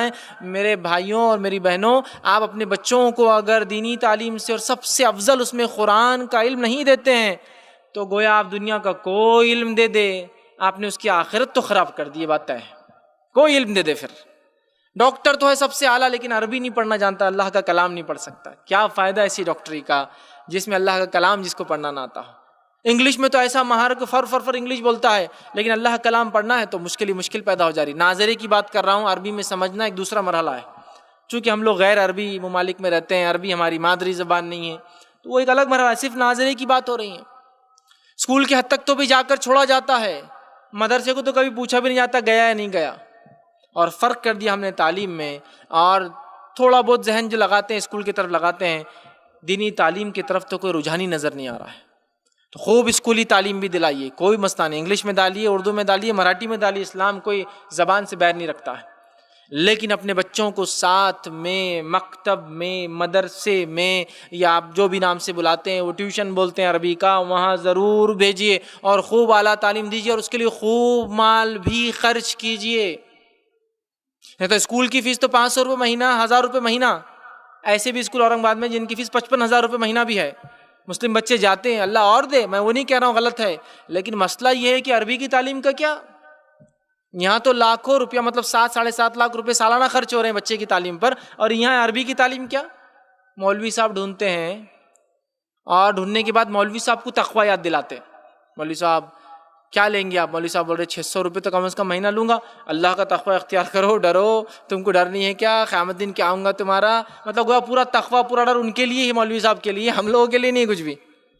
چلو حساب میں کر دینا 300 میں، ارے شرم کرو، اسکول کے اندر وہ کلام پڑھنے کے تم اس سے زیادہ دیتے ہو جو کلام دنیا میں ہی کام آ کے ختم ہو جائیں گا، آخرت کی تعلیم دینے والے کو تم یہ حال کرتے سلوک نہیں جانتے۔ بولے استاد کے پاس بھیجنا نہیں، آدمی کے، مرد کے پاس، مولوی صاحب بہت لیتے، وہ استاد نہیں ہوتے نا، خالہ گلیوں میں بیچاری جو عورتیں پڑھاتی ہیں، اور بہت سستے میں 150 میں کام ہو جاتا ہوں۔ تو کیا حال بنا دیا ہم نے دینی تعلیم کا؟ کیا یہ ہے دینی تعلیم؟ یہ اس کی اہمیت اللہ کی کلام کی؟ ارے خرچ کیجئے اس پر، یہ سب سے بہترین چیز ہے جہاں ہم خرچ کر سکتے ہیں بچوں پر۔ قرآن کی تعلیم، قرآن کے لیے، اس کی تفسیروں کے لیے، اس کے ترجموں کے لیے، اس کے چھاپنے کے لیے، اس کا جو ہے لوگوں تک پہنچانے کے لیے سب سے بہترین جو ہے وہ ہے۔ تو اولاد کی تعلیم میں درس کا اور اسکول کا کردار، تو اپنے بچوں کو اچھے اسکول میں ڈالیے، ایسے اسکول جو اس کو با اخلاق با ادب بنا اسلام کے مطابق۔ ایسا نہ ہو کہ آپ نے عیسائیوں کے اسکول میں ڈال دیا اور پورا عیسائی بن کے آ گیا، گھر میں تو دینی تعلیم ملی نہیں اور عیسائیت قبول کر کے آ گیا۔ تو بہت سوچ سمجھ کے اسکول کا انتخاب کرنا، ورنہ ایسا نہ ہو کہ ایک سلیکشن مال خرچ کر کے اس کا عقیدہ اور اس کی تمام آخرت ہم بگاڑنے والے نہ بن جائیں۔ اسی طرح بچے کی تربیت اور تعلیم میں، بس خاتمے کی طرف جا رہا ہوں، 11واں پوائنٹ جو ہے وہ یہ ہے، بچے کی تربیت میں دوست اور احباب۔ یہ والدین کے لیے، ماں باپ کے لیے ضروری ہے کہ آپ کا بچہ کس کے ساتھ رہتا ہے، آپ خود اس کے فرینڈز سلیکٹ کریں گے، دوست اور سہیلیاں سلیکٹ کریں گے۔ اسکول کے اندر جاتا ہے تو آپ بتائیں گے کن کے ساتھ رہیں گا، کن کے ساتھ نہیں رہیں گا، یہ بڑی اہم چیز ہے، یاد رکھیے، ورنہ ایک خراب دوست، ایک خراب سہیلی آپ کی پورے زندگی بھر کی محنت کو خراب کر دیتے ہیں۔ جس کو وہ کہتے ہیں نا، ایک تالاب میں گندی مچھلی آ جائے تو پورے تالاب کو گندا کر دیتی ہے۔ تو آپ کو انتخاب کرنا ہوگا، یاد رکھیے، ماں باپ کو فکر مند ہونا ہوگا کہ میرا بچہ کس کے ساتھ اٹھتا ہے، کس کے ساتھ بیٹھتا ہے، کہاں جاتا ہے، کیا کرتا ہے، گاڑی اگر 2 ویلر ہے تو کہاں پیٹرول خرچ کرتا ہے، کالج جاتا ہے تو کیا واقعے میں جاتا ہے، بچی ہے تو کیا کرتی ہے، یاد رکھیے بڑا اہم ہے، ورنہ برے دوست اور سہیلیاں انسان کی زندگی بگاڑ دیتے ہیں۔ نبی اکرم صلی اللہ علیہ وسلم فرمایا، اور امام بیہقی نے الایمان کے اندر اس جو ہے روایت کو نقل کیا، حسن درجے کی حدیث، آپ نے فرمایا، کہا آدمی اپنے دوست کے دین پر ہوتا ہے، لہٰذا تم کسی بھی فرد کو یہ خیال کرنا چاہیے کہ وہ کس سے دوستی کر رہا ہے، آدمی اس کے دوست کے دین پر ہوتا ہے، آپ نے فرماتے ہیں، لہٰذا ہر شخص کو یہ سوچنا چاہیے وہ کس کے ساتھ رہتا ہے۔ تو میں اس لیے کہہ رہا ہوں، آپ کے بچے کس کے ساتھ رہتے ہیں اس کی فکر آپ کو کرنا چاہیے۔ ایک عربی شاعر نے یہ بات کہی، اور وہ کہتا ہے، آدمی کے اخلاق کے بارے میں نہ پوچھو، اس کے دوست کے اخلاق کے بارے میں پوچھو، جیسا دوست ہوگا ویسا وہ ہوگا۔ انگلش میں ایک مثال بھی دی جاتی ہے، birds of same feather flies together, ایک جیسے پرندے، ایک جیسے پنچھی ایک ساتھ رہتے ہیں۔ سمجھ رہے آپ؟ تو یہ بڑی اہم چیز ہے کہ بچے کس کے ساتھ رہتے ہیں، آپ اس کا انتخاب کریں گے۔ 12واں پوائنٹ، بچوں کی تربیت میں کھیل کود کا بڑی اہمیت ہوتی ہے، یاد رکھیے۔ بہت سارے بارے والدین ایک غلطی کرتے ہیں، کیا غلطی کرتے ہیں بتاتا ہوں۔ اپنے بچوں کی تربیت میں ہم سے غلطی ہوتی وہ یہ ہے، جو سنت کے خلاف بھی ہے، ہم ہر چیز میں بچے کو یہ بولتے ہیں کیا نہیں کرنا ہے، کیا کرنا ہے نہیں بتاتے۔ یہ مت کھاؤ، وہاں مت جاؤ، یہ مت اٹھاؤ، وہ مت رکھو، وہاں مت بیٹھو، وہاں مت جاؤ، ان کے ساتھ مت رہو، ان کے ساتھ مت کرو. جبکہ سنت یہ ہے، نبی اکرم صلی اللہ علیہ وسلم جب بھی اپنے صحابہ کو کسی چیز سے منع کرتے تو فوراً اس کا الٹ کہہ دیتے، اس کا مطلب حل بتا دیتے. یہاں مت تھوکو، یہاں تھوکو، ایسا مت بیچو، یہ سود ہے، ایسا بیچو، فوراً بتاتے تھے. تو ہم کیا کرتے؟ صرف نہیں. تو بچہ کیا ہوتا ہے اس سے معلوم آپ کو سائیکولوجیکلی، امی ابا سے کچھ نہیں پوچھنا، ان کو کچھ بھی پوچھے تو بولتے مت کرو. اب کیسا کریں گے آپ؟ بیٹے یہ مت کھاؤ، یہ کھاؤ، وہاں مت کھیلو، یہاں کھیلو، وہاں نہیں جانا، یہاں جانا، یہاں مت لکھو، یہاں لکھو، یہ مت چلا کرا کرو، یہ کرا کرو، یہ چیز اچھی نہیں ہے، یہ عادت اچھی ہے. فوراً الٹرنیٹ دیجیے ان کو. ورنہ بچہ سوچتا ہے مت کرو مت کرو مت کرو مت کرو، پھر دنیا میں آنے کا مقصد کیا ہے ہمارا؟ ہر چیز تو ہمارے والدین مت کرو بولتے. اور پھر اگر بچہ کچھ نہیں کر کے بیٹھا تو پھر ایک الگ تانا رہتا، کچھ بھی نہیں کرتا میرا بچہ. پھر بولتا ابھی تو ہر چیز سے روک دیے، پھر بولتے کچھ نہیں کرتا میں. کیا کرنا ہے؟ فوراً حل دیجیے جب اس کو کہتے یہ مت کرو بول کر. ٹھیک ہے؟ تو لہٰذا اسپورٹس کھیل کود کا بڑا اہم، اس لیے کہ چھوٹے بچے اور ان کے جوان بالغ ہونے تک 13 14 15 سال کی عمر تک بہت پھرتیلے ہوتے ہیں، ان کے جسم میں طاقت توانائی ہوتی ہے، اور صحیح کھیل کے ذریعے اس طاقت توانائی کو استعمال کرے. صحیح کھیل، ورنہ آپ نے ایک کھیل میں لگا دیا 12 گھنٹے کھیل رہا. 12 گھنٹے کوئی کھیل ہے یہ؟ 2 3 3 نمازیں جاری ہے، روزے چھوٹ رہے اور کھیل کھیل رہا ہے. ایسا کھیل جو تھوڑی دیر چلتا اور ختم ہو جاتا ہے. جیسے مثال کے طور پر فٹ بال آپ نے کھیلا، تھوڑی دیر کا گیم اور اتنا آدمی تھک جاتا ہے، پوری جسمانی کثرت ہو جاتی، بات ختم ہو جاتی. ہاکی ہو سکتا ہے، لیکن آپ نے ایک ایسا گیم کھڑا ہے، بال آئیں گا تو کریں گا، پتہ نہیں کب آ رہا اور کیا ہو رہا. اور 12 گھنٹے، پہلے 3 دن چلتا تھا، پہلے 5 دن تھا، پھر 3 دن ہوا، ابھی 1 دن کا بھی اور ابھی تھوڑا شارٹ ہو گیا. لیکن بہرحال یہ کوئی گیمز نہیں ہے. صحیح کھیل جس میں جسمانی کثرت ہو، ذہن لگائے، آگے بڑھنے کی اس میں جستجو جاگے، جسم اس کا تیار ہو، یہ کھیل صحیح کھیل ہوتا ہے.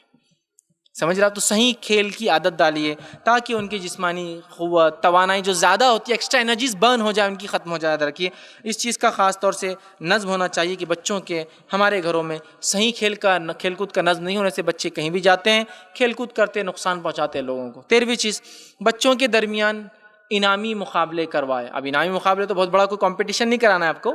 گھر میں آپ کے بچے ہیں، بھائی کے بچے، بہنوں کے بچے، چلو بھائی 2 4 5 10 بچے مل گئے، کل جو سورہ فاتحہ آ کر سنائیں گا اس کو ایک کیڈبری ملنے والی ہے. دیکھیے آپ بچے جستجو میں کیسا سورہ فاتحہ یاد کر کے آتے. کل آج جو سورہ رحمان کی 3 آیتیں یاد کر کے آ جائیں گا، اور کل میرے کو سنائیں گا، میرے سے آگے کی چاکلیٹ لے لے، جو بھی سنائیں گا. دیکھیے بچے کتنے جلدی جائیں گے سورہ رحمان. والدین کو بولیں گے جلدی جلدی سکھاؤ، اس لیے کہ کل چچا، ماموں، تایا، فلاں صاحب کیڈبری دینے والے ہم کو، اس لیے ہم کو سیکھنا ہے. مسابقہ ایسی چیز جس کے بعد انعام ہو. اور چھوٹے چھوٹے گھر کے اندر قرآن سیکھنے کے معاملے میں، دعاؤں کی یاد کرنے کے معاملے میں، ادب اور اخلاق کے معاملے میں، کہ آج جو دن بھر ادب سے رہیں گا شام میں اس کو ابا کی یہ دیں گے. تو دیکھیے بچے کیسا سیکھتے ہیں. تو ان میں مسابقے کرائیے، چھوٹے چھوٹے، قرأت کے ہو سکتے ہیں، سیرت کے ہو سکتے ہیں، حفظ کے ہو سکتے ہیں، دعاؤں کی یاد کرنے کے ہو سکتے ہیں. یہ تمام چیزوں کو ضرور وہ کرے. اسی طرح 14 پوائنٹ، بچے کی تربیت میں ایمانیات، اس کا اہتمام کیجیے. اس کو توحید پرست، شہادت جس کو بولتے ہیں، کلمہ، اس کے بعد نماز کا اہتمام کروائیے. روزہ، زکوٰۃ، حج، اچھائی کا حکم دینا، برائی سے روکنا، یہ تمام چیزیں یاد رکھیے ہمیں کرانا ہے. آج معاملہ یہ تو ٹھیک ہے بھائی ہم توحید پر مسلمان ہیں، لیکن نمازوں کا کیا حال ہے؟ نمازوں کا کیا حال ہے؟ ایک محلے کی آبادی 4000، ایک محلے کی آبادی 2000، مسجدیں 2، اور مسجد میں مصلی کتنے؟ 20 ادھر اور 20 ادھر، 40. 2% لوگ ہیں یہاں، باقی کہاں ہیں؟ 98% لوگ. اور یہ بھی میں عام نمازوں کہہ رہا ہوں، فجر کے اندر تو وہ 2 4 4 ہو جاتے دونوں طرف، 2% بھی نہیں رہتے. کیا حال ہے؟ نمازوں کی پابندی بڑے کریں گے تو بچے پابندی کریں گے. ماں باپ یا باپ گھر میں بیٹھ کے بچے بولے چلو نماز کو جاؤ، تو بچہ گھر سے نکلتا گھوم کے آ جاتا. آپ پوچھیں گے بیٹے ابا نے تو نماز کو بھیجے، تو بولتا ابا خود نہیں جاتے، ہم کو بول رہے ہیں نماز کو جاؤ. ماں باپ کو جس چیز پر بچے عمل کرتا دیکھتے ہیں وہ عمل وہ خود بھی کرتے ہیں. تو لہٰذا والدین خود نماز پر عمل کرے، روزہ رکھے، زکوٰۃ دے، حج کے لیے کوشش اور تڑپ ان کی ہو، اچھائی کا حکم دے، برائی سے روکے، اخلاقیات، مطلب تمام چیزیں، اخلاقیات، تعلیم، تربیت، تمام چیزیں والدین کو کرنا ہے. اور بچوں کو جو ہے ایمانیات جو ہے اس کی تربیت دینا، اسلامی احکامات سکھانا ہے. 15واں پوائنٹ، بچے کی تربیت کا بڑا نازک مرحلہ. بچہ بڑا ہو گیا، ہائر اسکول میں چلا گیا، یا پھر آپ کہیے کالج میں جا رہا ہے. یہ بہت نازک مرحلہ ہے تربیت کا. یہاں زندگی بھر کی محنت فائدہ بھی دے سکتی ہے اور رائے گا بھی جا سکتی ہے. اگر یہاں صحیح گائیڈ لائنز اس کو ہائی اسکول یا کالج میں جانے سے پہلے نہیں دیے گئے. آج انٹرنیٹ کا ماڈرن ورلڈ ہے، ایک زمانے میں لاکھوں روپیہ خرچ کر کے بھی جو برائیاں دیکھی نہیں جاتی تھی، 10 روپے کے ریچارج پر وہ برائیاں گھر بیٹھے دیکھی جا سکتی ہے۔ سر نے اس سے پہلے بتایا، تاکید بھی کی کہ کیسا استعمال ہو اس کا۔ وائی فائی اور انٹرنیٹ کا دور ہے، برائیاں عام ہو چکی ہے۔ بہت محنت کرنا والدین کو اس کالج والے نازک مرحلے کے اندر، ورنہ اس مرحلے میں جانے کے بعد اچھوں کو پھسلتے ہوئے دیکھا گیا، برائی میں ملوث ہوتے دیکھا گیا، ان کی شہوت پر کنٹرول نہ کرتے ہوئے دیکھا گیا، جسمانی اعتبار سے جو ہے ان کو اپنے آپ کو ختم کرتے اور ضائع کرتے دیکھا گیا، منشیات کے چکر میں، نشوں کے چکر میں جا کر، عشق مزاجیوں کے چکر میں جا کر اپنا دین اور ایمان اور والدین کی پوری عزت اور مال اور دولت کھوتے ہوئے دیکھا گیا، ہے نا۔ اسی طرح بہت ساری برائیاں۔ تو یاد رکھیے، میں یہ کہوں گا جب آپ کا بچہ کالج میں جا رہا ہے اسے حقیقت میں بتائیے، لڑکی ہے تو پردے کی اہمیت، لڑکا ہے تو اس کو بتائیے کہ جو ہے کون اس کے دوست بنیں گے کون نہیں بنیں گے، ان کو بتائیے اسلام کیا چاہتا ہے بچوں آپ سے، کہ آپ بڑے اب کالج میں جا رہے ہیں، تم اعلیٰ تعلیم حاصل اس لیے کر رہے ہو کہ ایک اچھے انسان بنو، حلال روزی کا ذریعہ بھی بن سکتی ہے تمہاری یہ تعلیم، لہٰذا اس کے لیے جا رہے ہو، تم وہاں کینٹین میں بیٹھنے، عشق مزاجیہ کرنے، لڑکیاں لڑکوں کو دوست بنانے اور لڑکے لڑکیوں کو دوست بنانے، گرل فرینڈ بوائے فرینڈ بنانے نہیں جا رہے ہو بچوں۔ یہ ہے، اور نکاح تو ایک ایسا عمل ہے جو ہو ہی جاتا ہے زندگی میں، یہ کام کالج میں کرنے کی چیز نہیں ہے، ورنہ اپنی جوانی، اپنی عزتیں، اپنا مال برباد کرتے ہوئے دیکھا جا رہا ہے کالج لائف کے اندر۔ تو مہربانی کر کے والدین بچے جب کالج جا رہے ہیں ان کی ویسی تربیت کرے کہ جب کالج جائے تو اس کی فتنے اور فساد سے بچتے رہے۔ اور آخری پوائنٹ 16واں، وہاں کہ میں رک رہا ہوں جہاں سے میں نے شروع کیا تھا، اپنے بچوں کا جتنے جلد ہو سکے اتنے جلد نکاح کر دے، خواہ نکاح میں تاخیر نہ کرے، اس لیے کہ خواہ نکاح میں تاخیر بہت برائیوں کی جڑ اور وجہ بنتی ہے۔ لیکن عجیب بات ہے ہمارے سماج میں 25 اور 30 سال میں نکاح ہونا تو ایک عام بات ہو چکی ہے، ایک دم 25-30 سال تو کوئی بات ہی نہیں، اور کبھی کبھار تو 30 سے بھی تجاوز، اس سے بھی زیادہ عمر ہو جاتی جب نکاح ہوتا۔ تو بہت سارے لوگ جب شادی میں آتے تو مبارکباد دیتے تھے، بچے کو بولتے بیٹے تھوڑے دن کے لیے کائی کو چپ، اب ختم ہونے آئی زندگی، 60 سال کی ایوریج ایج ہے، 30 سال گزار چکے ہو، اب شادی کر رہے ہو، اور واقعی میں مرحلہ بھی نہیں ہے، ابتدائی مرحلے میں جوانی کے، جتنے جلدی ہو سکے نکاح کر دیجئے، اس کے بڑے دنیاوی اخروی فائدے ہیں۔ لیکن ہمارے پاس عجیب معاملہ ہے، نہیں ابھی کمائیں گا تو ہم دیکھیں گے، کمانا بھی ہے یاد رکھیے، لیکن بوجھ تو ڈالو تو پتہ چلے گا کمائیں گا یا نہیں کمائیں گا، پہلے سے انداز لگا رہے نہیں کماتا لگتا، نہیں کما رہا لگتا ہے، اور نہیں کماتا ہے۔ پہلے لوگوں کی جلدی نکاح ہوتے تھے تو جلدی ریٹائر بھی ہوتے تھے، اس لیے کہ بچے جلدی جلدی بڑے ہوتے تھے۔ اب 30 سال میں نکاح ہوں گا تو بچہ اس کے ساتھ اس کے برابری میں آنے کو 18 سال ہونے کے لیے وہ اس کی عمر کتنی ہو جائیں گی؟ 48-50 سال کا ہو جا رہا ہے، سمجھ رہے آپ؟ تو یہ بڑی اہم چیز ہے، جلدی سے جلدی، صرف لڑکیوں کا نہیں لڑکوں کا بھی نکاح جلدی کیجیے۔ بہت سی والے بولتے ہیں ہم تو لڑکی کا نکاح بھی کرنا چاہ رہے ہیں آج، تو میرا یہ سوال ہے، ہر شہر میں اگر آپ بولیں گے آپ کی لڑکی کا نکاح نہ، یہ بول رہے اپنی لڑکی کا نکاح کرنا، وہ بول رہے اپنی لڑکی کا نکاح کرنا ہے، تو کس سے کریں گے ان کا نکاح؟ کہ تو سب بولے لڑکی کا پہلے کرنا، لڑکے کا نہیں کرتے۔ جس کو نکاح کا پیغام آئے اس کا نکاح کر دیجیے، لڑکا ہو لڑکی ہو، بڑا ہو چھوٹا ہو، اوپر کچھ بھی نہیں شریعت میں، یاد رکھیے شریعت میں کوئی اصول نہیں کہ بڑے کا پہلے ہو چھوٹے کا، جس کو آئے بالغ ہے شادی نکاح کر دیجیے، نکاح کو جلد سے جلد کیجیے۔ اور پھر نکاح کس بنیاد پر ہو؟ دینداری کی بنیاد پہ انشاءاللہ، پھر ایک سائیکل شروع ہو جائیں گی، دینداری کی بنیاد پہ نکاح اور پھر ایک مرحلہ۔ اس لیے میں نے شروع میں کہا تھا میں جہاں سے شروع کروں گا وہیں آ کے ہماری سائیکل ختم ہو جائیں گی، نکاح سے شروع کروں گا، نکاح پہ لا کے بات ختم کر دوں گا۔ اب ایک سوال، اس کا جواب اور بات میں ختم کرتا ہوں۔ ہم نے سب کچھ کیا پھر بھی ہمارا بچہ بگڑ گیا، ہم نے ساری پابندی کی، مولوی صاحب یہ سکھایا وہ سکھایا، عربی ڈالا، مدرسہ ڈالا، اسکول ڈالا، فلاں کیا، پھر بھی بچہ بگڑ گیا۔ تو آئیے بگاڑ کی سب سے بڑی جڑ کیا ہے وہ بتا دیتا ہوں، انشاءاللہ عزیز پھر آپ باقی چیزیں سمجھ جائیں گے۔ بگاڑ کی سب سے بڑی جڑ وہ جان لے تو انشاءاللہ آپ کو بات سمجھ۔ بگاڑ کی سب سے بڑی جڑ وہ ہے جس کو آپ نے اپنے حلال کمائی سے 10 20 25 50 لاکھ روپیہ خرچ کر کے لا کر دیوار پہ ٹانگا ہوا ہے، اور پھر 5-6 ہزار روپے خرچ کر کے اوپر ایک لگایا ہوا ہے، اور ہر مہینے 250 سے لے کر 50-500 تک ریچارج کرتے ہیں، اور پھر اس کو بیٹھ کر بتاتے ہیں اور بولتے بیٹے ایسا بننا ہے تم کو، عربی آدھا گھنٹہ، اسکول 5 گھنٹہ، اور ٹی وی زندگی بھر، خالی وقت کیا ہے؟ ٹی وی ہے۔ حالت تو یہ ہو گئی ٹی وی کی، اور یہ انٹرنیٹ پہ بھی، انٹرنیٹ بھی ایک میڈیم ہی ہے، میڈیا ہے قسم کا، اس پہ بھی ٹی وی آتی ہے۔ حالت تو یہ ہو گئی کہ میں تو عام زبان میں کہتا ہوں 6 بجے سے یا 7 بجے سے لے کر 10 بجے تک تو بیویوں کو شوہر بھی برا لگتا، ارے کائے کو آتے ماں دیر سے آؤ جاؤ، کہ تو 7 سے 10 تک تو پرائم پروگرامس آ رہے ہیں، اور شوہر آ جائیں گا تو پھر اب اس کو دیکھو، اس کو چائے بناؤ، اس کی صورت دیکھو، اس سے تم لیٹ آئے تو اچھا ہے نا شوہر، 10 بجے کے بعد آؤ جاؤ۔ پرائم ٹائم میں ہمارا یہ تو ریموٹ کنٹرول، اور ہم بس میں اور میرا ریموٹ ہونا چاہیے اس ٹائم پر۔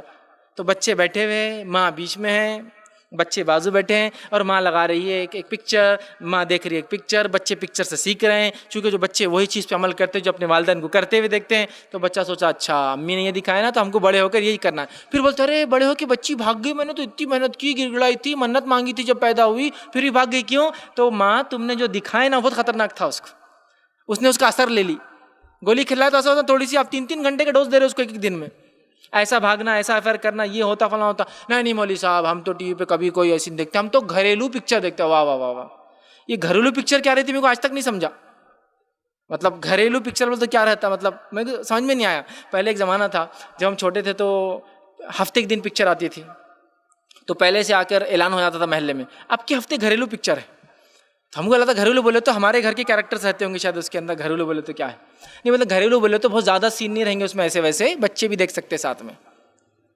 کیا ہے یہ سب۔ اور آج بیاہی ٹی وی پر ایسی ہے کہ ایک سین آپ کا بچہ اگر اکیلے میں دیکھ لیں گا تو اس کی جوانی، اس کی پاکیزگی، اس کی صحت سب کچھ برباد کرنے کے لیے کافی ہے۔ اور آپ نے تو اپنے کمروں میں پرائیویٹ ٹی وی لگا کے دیا ہے ان کو، پرائیویٹ ٹی وی، سبحان اللہ۔ پھر بولتے میں نے سب کچھ کیا، بچہ کیوں بگڑ گیا؟ آپ نے سب کچھ کیا ہی کہاں، آپ نے ایک طرف سے صاف پانی بھرا تو دوسری طرف سے نالی کے پانی کو پورا راستہ رکھا اندر آنے کے لیے۔ نالی کا پانی کو بند کرو تو صاف پانی بھرو تو ہاؤس میں صاف پانی ہوگا۔ تو سب سے بڑی جڑ برائی کی اگر اس کو کنٹرول نہ کیا گیا تو کوئی تعلیم، کوئی تربیت، کوئی نسخہ کام نہیں آنے والا آپ کو، اور کوئی حکیم آپ کو یہ نسخہ نہیں بتا سکتا کہ بچے کیسے سدھرے۔ سب سے پہلے ٹی ویوں کو گھر سے نکالیے، شیطان کو بند کیجیے، ورنہ امید مت کیجیے کتنی ہی کوشش اور لاکھوں روپیہ خرچ کرنے کے بعد بھی کبھی آپ کے بچے اچھے نکلیں گے اور ان کی دنیا اور آخرت سنور سکتی ہے۔ کہ تو بچے پڑھتے ہیں اور پڑھنے سے زیادہ دیکھنے کا اثر لیتے ہیں، اور دکھا رہے کیا آپ ان کو، نہیں ہم تو خالی نیوز کے لیے دیکھتے۔ کائے کی نیوز؟ آپ کا گھر خود نیوز بن جائے گا تھوڑے دن میں اگر آپ نے ٹی وی نہیں بند کیے تو، سمجھ رہے آپ؟ نہیں ہم تو اسپورٹس دیکھتے، اسپورٹس کائے کا، اسپورٹس بال ادھر اور کیمرہ ادھر، کون سا اسپورٹس ہے یہ؟ اور آپ بچے کی آنکھ پہ کچھ پیپر رکھ رہے، ٹی وی کو بھاگ کے بند کر رہے، جب تک بولتا دیکھ لیا ہم نے آنٹی یہ کر رہی تھی، اب بولو کیا کرتے آپ اس کو؟ اس نے سب دیکھ لیا، وہ ابو جب بھی وہ آتا نا آپ بند کر دیتے، کیوں آنٹی جب وہ کرتے تو آپ بند کر دیتے، کیا لگا آپ دیکھیے کیا کر رہے آپ؟ اسپورٹس کے نام پر آپ آخرت خراب کریں بچوں کی، آپ نیوز کے نام پر آخرت خراب کریں بچوں کی۔ یاد رکھیے ٹی وی ایک ایسا میڈیا ہے جس کو بہت کنٹرول کی ضرورت ہے، کنٹرول نہیں ہوا تو بہت نقصان ہوتا ہے۔ تو میں کہوں گا اسلامک چینلز اگر ہو تو صرف ایسا ڈش لگائی جو اسلامک چینل ہی آتے ہو، باقی کچھ نہیں، ورنہ آپ بولیں گے 200 ایسے ویسے اور ایک اسلامک، تو میں کہوں گا وہ ایک کی وجہ سے 200 کا سودا نہیں کیا جا سکتا، سمجھ رہے آپ؟ نہیں کیا جا سکتا۔ 100% اگر اپنا پرائیویٹ ہے تو ٹھیک ہے، ورنہ یہ کنٹرول ہونے والی چیز نہیں ہے۔ تو آپ کے لاکھ محنت کے بعد یہ بچوں کی اصلاح، بچوں میں سدھار، ان کی تربیت نہیں ہو سکتی اگر آپ نے ٹی وی کو بند نہیں کیا۔ تو اگر ہم چاہتے ہیں ہمارے بچوں کی صحیح تربیت ہو، وہ خوب تعلیم یافتہ ہو، وہ دنیا میں آگے بڑھے، وہ آخرت میں آگے بڑھے، وہ حافظ اور عالم بنے، اور وہ ایک اچھے انسان بنے اور دنیا میں خوب حلال روزی کمائے اور آپ کا نام کرے، تو سب سے پہلے ان کی تربیت میں اسلامی جو نقطہ نظر ہے، پوائنٹس ہے، ان کو ذہن میں رکھیے اور اس لعنت کو گھر سے نکالیے، بند کر دیجئے۔ ورنہ یہ کام اگر نہیں کیا تو پھر بچوں کی اصلاح اور ان کی تربیت ہو نہیں سکتی۔ اور میں یہ بات جانتا ہوں یہ کام کرنا مردوں کے لیے بہت مشکل ہے، کچھ مردوں کے لیے تو ناممکن ہے، اس لیے کہ ان کو بیگم سے پوچھ کے ٹی وی بند کرنا پڑتا۔ آپ جا کے جوش میں آ جائیں گے، آج بولیں گے آج سن لیا میں نے تقریر، ٹی وی بند، بیگم بولتی ہاں ٹی وی بند، تو میں مائکے جاری تھا، نہیں بیگم دوسری بھی لا دیتا، بیٹھو تم مت جاؤ کہیں، بیٹھو تم۔ اس لیے میں کہہ رہا ہوں مردوں کے لیے تو بہت مشکل ہے، چونکہ بیویوں سے پوچھ کے کام کرتے ہو نا آپ لوگ، لیکن ہماری بہنوں کے لیے بہت آسان ہے، صرف یہ کہنا اگر ٹی وی چلی تو کھانا نہیں پکاتی بولنا شام میں، بولیں گے ارے نہیں بیگم تمہارے لیے لایا تھا، تم نہیں بول رہے تھے پھر کیا، اور اگر پھر بھی نہیں سنا تو روم میں نہیں آنا میرے بولنا آج سے، تو وہ خود سیدھے ہو جاتے ہیں۔ تو بہنوں کے لیے بہت آسان ہے اگر اپنے بچوں کی آپ صحیح تربیت کرنے آتے، اور بھائیوں کو کوشش کرنا پڑیں گی، اس کے لیے کوشش کر کے دیکھیے، اگر یہ ٹی وی بند ہو جائیں گی تو آپ دیکھیے بچے ایسی تربیت پائیں گے جیسی آپ چاہتے ہیں۔ باقی برائیاں سماج سے اس سے آتی رہیں گی، ان کی اصلاح ہو سکتی ہے، لیکن ٹی وی والی برائی کی اصلاح کبھی کبھار زندگی بھر نہیں ہو سکتی ہے۔ تو لہٰذا اولاد کی تربیت کے کچھ نکات میں نے آپ کے سامنے رکھے۔ اور ان کی بگاڑ کی ایک اہم وجہ ٹی وی اور انٹرنیٹ کی شکل میں اس پہ ہائی کنٹرول کرنے کی بہت سخت ضرورت ہے۔ اپنی بات کو میں یہاں ختم کرتا ہوں۔ اللہ رب العزت سے آخر میں دعا ہے کہ اللہ سبحانہ تعالیٰ جو کچھ کہا سنا گیا اس پہ عمل کی توفیق عطا فرمائے، ہم تمام کے لیے اپنی اولاد کی صحیح تربیت کرنے کی توفیق عطا فرمائے، ہم تمام کو جو ہے کتاب و سنت کا علم حاصل کرنے کی توفیق عطا فرمائے، جب تک ہمیں زندہ رکھے، اسلام اور ایمان پر زندہ رکھے، ہمارا خاتمہ ایمان پر ہمارا خاتمہ ہو۔ وآخر دعوانا ان الحمد للہ رب العالمین، سبحان ربک رب العزت عما یصفون وسلام علی المرسلین والحمد للہ رب العالمین۔ زرین خیالات قرآن و حدیث کی روشنی میں اولاد کی تربیت کیسی کرے اس پر روشنی ڈال رہے تھے۔ آئے ہوئے یہاں پر تمام مائیں بہنیں، خواتین و حضرات اور خصوصی مہمان نوشاد سر، محمد عالم شفیع صاحب اور ہمارے بزرگ حاجی صدیق احمد صاحب کا بھی میں دل کی گہرائیوں سے شکریہ ادا کرتا ہوں، اور ہمارے اسلامک ریسرچ سینٹر کے پریزیڈنٹ صدر ایڈوکیٹ فیض سید صاحب، ان کا بھی میں شکریہ ادا کرتا ہوں، اور اس جلسے کے اختتام کا اعلان کرتا ہوں۔ اللہ تعالی ہم کو کہنے سننے سے زیادہ عمل کی توفیق عطا فرمائے، جب تک زندہ رکھے ایمان پر زندہ رکھے، جب ہمارا خاتمہ ہو ایمان پر ہو۔ السلام علیکم ورحمۃ اللہ وبرکاتہ۔ جزاک اللہ۔